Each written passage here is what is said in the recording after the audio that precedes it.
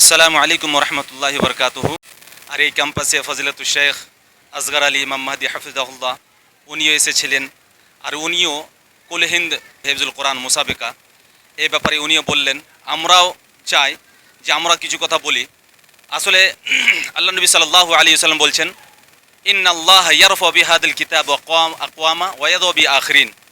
এই গ্রন্থ, এই কোরআন এমন একটি কিতাব, যেই কিতাব পড়লে বুঝলে নিজের সম্মানকে খুব উঁচু জায়গা পৌঁছাতে পারবে। আর এই কোরআন এমন একটি কিতাব, যদি না পড়ে না বুঝি তাহলে এই কোরআন নিচু স্তরে নিয়ে চলে যাবে। তো যাই হোক, এই কোরআনের মোসাবেকা হওয়া একটি খুব গুরুত্বপূর্ণ একটি বিষয়।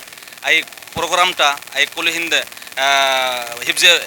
হিফজুল কোরআন মোসাবিকা, এটি খুব গুরুত্বপূর্ণ কাজ। মাদ্রাসা দারুল উলুম ঠাওয়াপাড়ার যিনি চেয়ারম্যান ফজিলাতুল শেখ শামীম আখতার ইসলাহি, ইনি এখানে আয়োজন করেছেন। আমরা সব মিলিতভাবে দোয়া করি যেন এই প্রোগ্রামটা খুব সুন্দরভাবে আর খুব ভালোভাবে এই প্রোগ্রাম যেন হতে পারে।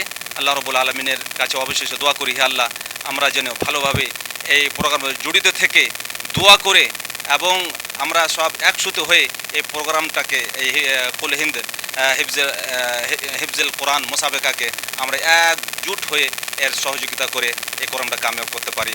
ওমা আলাইনা ইল্লাল বালাগ। আমি হলাম মোল্লা তফাজ্জুল হক। আসসালামু আলাইকুম রহমতুল্লাহ।